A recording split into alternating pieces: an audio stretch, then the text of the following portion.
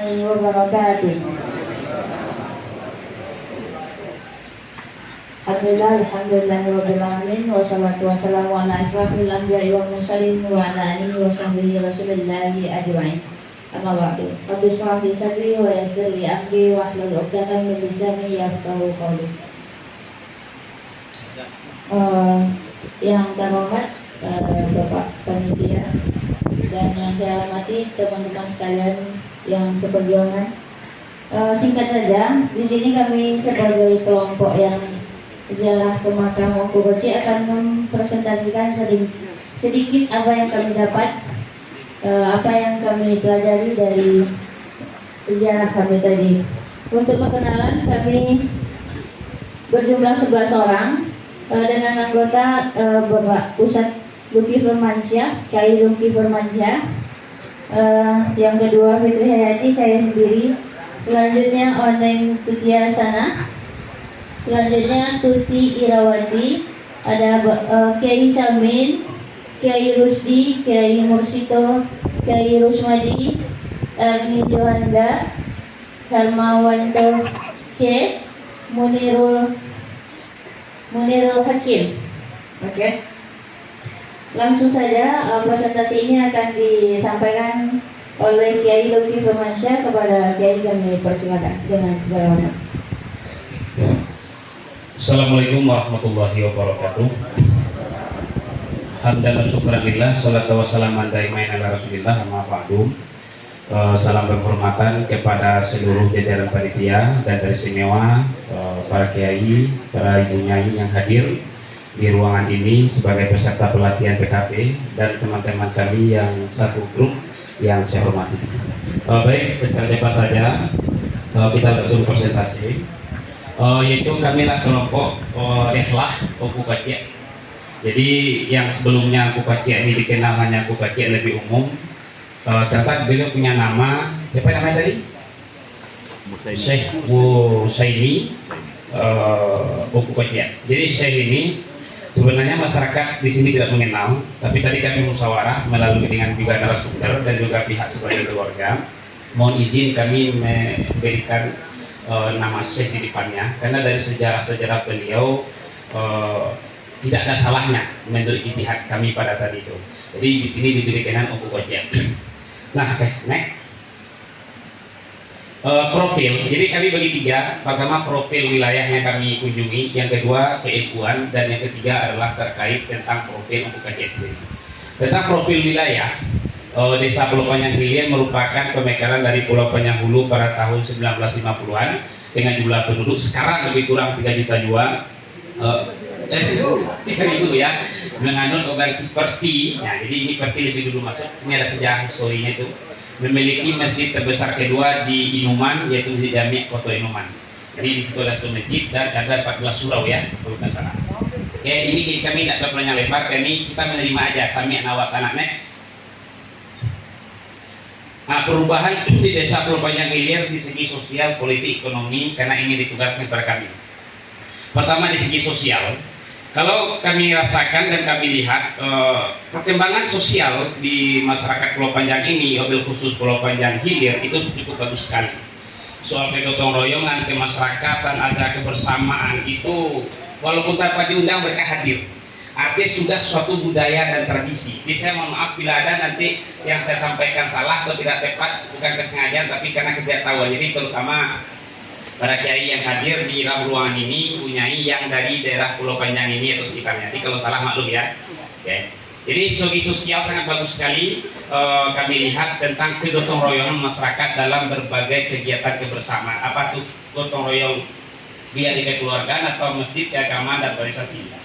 Oke, soal politik. Nah, kami setidaknya soal politik tidak diragukan lagi. Orang nomor 1 di Kuansing ini berada di kelahiran Pulau Panjang Hilir. Kita spesifik Pulau Panjang Hilir kali ya, jadi tidak diragukan lagi. Soal politik pada saat sekarang ini Pulau ini sangat bagus sekali. Di segi soal ekonomi, nah soal ekonomi kami mendapat cerah 20 tahun terakhir mengalami peningkatan. yang sebelumnya adalah mayoritas karet, sekarang sudah beralih 80% lebih kurang kepada sawit. Dan itu kita maklumi dan kita ketahui pengembangan ekonomi sawit secara finansial lebih bagus daripada karet pada saat sekarang ini. Hanya saja Pulau Panjang Hilir tidak mempunyai sepiring sawah pun. Jadi bila sawah di dunia ini habis, terpaksa masyarakat sini memakan buah sawit gitu kan. Jadi harus belajar untuk menyesuaikan kebutuhan gitu. Ini mohon maaf, ini canda aja ya. Oke, kalau segi ekonomi, ikan perairan Kelantan juga termasuk membantu ekonomi. Tidak perlu susah beli ikan ke apa itu. Bukan jauh yang dari laut itu kan, yang dari Ula itu tak perlu. Jadi di sini ikan cukup memadai. Bahkan ikan di sini dari apa tuh, dari utara dan selatan. Sebelah sini ada rawa, itu ada ikan banyak. Sebelah situ ada sungai, ikannya banyak. Jadi sangat banyak sekali. Jadi ekonomi mengalami perkembangan. Oke, next. Tokoh-tokoh pengaruh. Nah, ini kami poinnya aja. Pertama itu Syekh Imam Saleh, yaitu yang kita kenal ada makam di Koto Inuman. Beliau adalah salah seorang yang membawa Islam ke sini yang terkenal, yaitu pada awal abad ke-17 atau di akhir awal abad 18 atau di akhir abad 17. Nah, Imam Saleh ini beliau adalah murid langsung daripada Syekh Abdul Rauf As-Sinjili Al-Fasuri di Banda Aceh. Jadi itu saja yang kami dapatkan. Dan beliau adalah satu guru dengan Syekh Burhanuddin Ulakan. Beliau adalah kakak, ini adik angkatnya Syekh Burhanuddin, seniornya gitu. Itu yang kami dapat. Yang kedua, Pasir Panjang terputus setelah beberapa ratus tahun. Lahirlah seorang ulama yang bernama Syekh Sidi Muhammad Jamil. Syekh Sidi Muhammad Jamil ini beliau seorang ulama yang alim. Beliau belajar di Sumatera Barat. Nah, siapa beliau? Beliau adalah mamak kandung dari Syekh Bukacik yang kita ziarah tadi. Nah, jadi Syekh Bukacik ini juga berguru kepada mamaknya yang berada di Sumatera Barat, dan mamaknya ini belajar di Sumatera Barat dan wafat di Sumatera Barat. Lalu Syekh Bukacik ini ke sana. Dan terakhir Syekh Bukacik, tokoh agama yang berpengaruh pada tahun kemerdekaan sampai tahun beliau wafat sekitar 80-an. Setelah itu anak kandung beliau ada namanya Abdul Muiz atau Ongko Kotik yang kenal di sini, itu anak kandung beliau, dan beliau adalah salah satu takmir di masjid tersebut. Dia sering oleh khatib maka disebut sebagai khatib. Nah, setelah beliau wafat, Syekh Abdul Muiz ini siapa lagi tokoh agama kami tidak menuliskan karena banyak di sini tokoh-tokoh agama Pulau Panjang Hilir dan sekitar yang hadir di sini.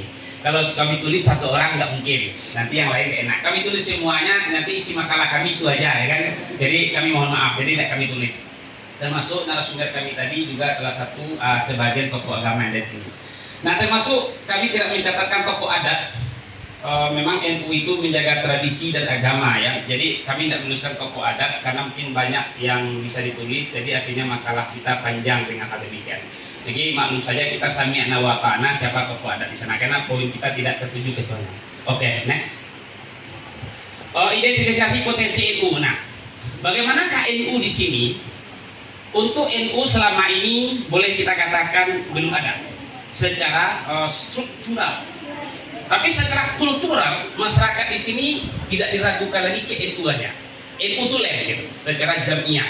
Tapi secara struktural belum. Mungkin barangkali pasca PDPKP ini akan membentuk struktural yang bagus insya-Allah. Dan itu akan bisa berkembang dengan bagus setelah janji-janji kita di baiat nanti kita tunaikan bersama. Pengaruh kelembagaan itu sampai sekarang hasilnya nihil karena memang tokoh-tokoh NU itu baru saat ini masuk ke sini. Kenapa? Sebelumnya masyarakat di sini tidak kenal dengan sebutan NU, tapi lebih kenal dengan tarbiyah. Rekomendasi kemajuan NU ini kami merekomendasikan melalui forum ini kepada PCNU Kuansing untuk mengawal dan mengiringi pasca PDPKP ini. Semua peserta ini sebagai pengurus nantinya akan ditetapkan dan untuk digiring dan dibina serta dibimbing bisa menghidupkan MWC dan ranting di setiap desa dan lurah yang ada di Inuman ini mobil khusus, dan juga tidak tertutup untuk yang lain. Jadi itu adalah rekomendasi kami secara khusus. Oke, next. Profil. Nih kami bikin judulnya aja karena kami terdesak waktu, jadi nggak mungkin kan. Jadi tapi di buku kami ada. Profil Syekh Musaimi atau Bukacik. Oku Koce itu tahun kelahirannya tidak diketahui secara pasti. Cuman beliau meninggal di usia sudah tua. Beliau wafat pada tahun sekitar 1982. Alhamdulillah pada waktu itu ayah saya masih bujang. Ayah saya ya pada tahun 82 itu. Oke, beliau Syekh Koce ini hidup layaknya sebagaimana anak-anak biasa di sini, dan setelah agak mulai cerdik atau berakal, beliau dapat izin dari orang tuanya belajar ke Minangkabau atau Sumatera Barat, tempatnya di Padang Pariaman, yaitu dengan mama beliau yang kami sebut tadi, Syekh Sidi Jamil ya, atau Syekh Muhammad Sidi Jamil, bertempat di Padang Pariaman. Beliau belajar di sana. Beliau bukan sendiri, juga ada kakak kandung beliau. Syekh Oku Koce ini punya kakak kandung yang bernama apa tadi? Oku Kunyang Haji Mukhtar. Ya, Haji Mukhtar Oku Kunyang. Ya, beliau kakak kandung dari Syekh Oku Koce. Beliau juga belajar di Padang Pariaman dan wafat di Padang Pariaman, berkubur di Padang Pariaman. Nah, bagaimana Oku Koce? Oku Koce ini beliau mengabdi dengan dua wilayah yang berbeda. Satu di Sumatera Barat dan satu lagi di Provinsi Riau. Tempatnya satu Padang Pariaman, suatu di Kuasing atau Inuman. Nah, beliau membagi waktu beliau secara tidak sistematis, tapi kapan Allah memberi kesempatan. Terkadang beliau di Sumatera Barat dan terkadang beliau di sini. Tapi setelah dikalkulasikan sampai akhir, beliau lebih banyak mengabdi di Sumatera Barat ditimbang dari sini. Tapi walaupun beliau mengabdi di Sumatera Barat, pada hakikatnya itu tidak berbeda dengan di sini. Kenapa? Karena yang belajar sama beliau itu juga adalah keponakan anak orang kampung beliau yang ada di sini untuk belajar ke sana. Ya, salah satunya hadir di antara kita yaitu Ungku apa namanya tadi? Bukan ada Ungku tadi nggak sumber kita? Ungku Nasir ya? Ungku apa cila? Ungku cila itu Ungku Turasmon ya? Turasmon juga ada di Inuman seperti Ungku Muslim Jalil dan Ungku Ferry siapa namanya? Uri. Ayah. Oh, PT Popel, oke. Terima kasih. Terakhir ini penting. Kalau tidak bukan NU namanya kalau kita tidak bacakan ini, karena sanad, silsilah. Oku Koce ini beliau berguru kepada Syekh Muhammad Sidi Jalil, adalah mama kandung beliau. Syekh Sidi Muhammad Jalil ini seperguruan dengan Syekh Muhammad Yatim Kalampayan di Sumatera Barat atau Padang Pariaman. Syekh Muhammad Yatim ini dia berguru kepada Syekh Talawi, bukan, juga sama dengan Syekh Muhammad Jamil ini. Dengan Syekh Muhammad Yatim beliau berguru kepada salah seorang gurunya ya, yaitu Syekh Talawi. Dan beliau Syekh Talawi ini salah seorang gurunya bernama Syekh Sunda Katapian. Beliau wafat di kota Mekah Al-Mukarramah saat naik haji. Dan beliau ini Syekh Sunda ini berguru kepada Syekh Labai. Dia dikenal dengan Syekh Labai, tapi nama aslinya kurang masyhur. Dan selanjutnya Syekh Labai ini berguru kepada Syekh Usman. Syekh Usman ini hidup pada tahun 1687 Hijriah sampai 1777 Hijriah, yaitu beliau murid langsung daripada Syekh Burhanuddin Ulakan. Syekh Burhanuddin Ulakan adalah berguru kepada Syekh Abdul Rauf Singkil Aceh. Syekh Singkil Aceh berguru kepada salah seorang gurunya yaitu Syekh Ahmad Al-Qusasi Al-Madani. Syekh Ahmad Al-Qusasi Al-Madani ini berguru kepada Syekh Ahmad As-Sinawi. Syekh Ahmad Sinawi ini berguru kepada Syekh Sayyid Sibigatullah bin Buhilah. Gurunya lagi Syekh Wajibuddin Al-Alawi. Gurunya lagi yaitu Syekh Muhammad Al-Ghaus. Gurunya lagi Syekh Haji Hudur, dan seluruhnya mungkin saya bacakan sampai kepada Sayyidina Husain As-Syahid di perang Karbala, yaitu bin Sayyidina Ali bin Abi Thalib, yang beliau langsung berguru kepada Sayyidina wa Nabiyina Maulana Mustafa Muhammad sallallahu alaihi wasallam. Mungkin sedikit dari presentasi kami, pasti ada kekurangan dan kegelapan karena kelemahan kami dalam hal ini, karena kami sudah tidak mampu, tapi berusaha untuk melakukannya. Kepada Allah kami mohon ampun, dan kepada kita semua kami mohon maaf. Subhanakallahumma wa bihamdika asyhadu an la ilaha illa anta astaghfiruka wa atubu ilaik. Kami kembalikan kepada protokol. Terima kasih kami ucapkan kepada Kiai. Yang selanjutnya kami buka dua pertanyaan.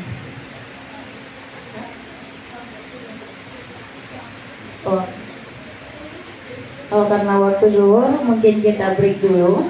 Saya sebagai protokol mohon maaf atas segala kekurangan. Wabillahi taufiq wal hidayah. Assalamualaikum warahmatullahi wabarakatuh. Baik, besok mobil trafficnya diganti wabahul muwafiq ila wabitoriknya. Baik, kita berikan aplaus untuk yang ziarah keluar. Terima kasih informasinya. Ini ilmu ya bagi kita. Nanti terkait rekomendasi dan sebagainya nanti habis itu kita lanjutkan. Bapak Yai punya sekalian, langsung saja. Setelah ini adalah waktunya istirahat, sekarang sholat dan makan. Nanti pada jam 13 dan seterusnya kita masih ada materi lagi tentang pemaparan rihlah dari Desa Sukaraja. Demikian dari saya. Kurang lebih mohon maaf. Assalamualaikum warahmatullahi wabarakatuh.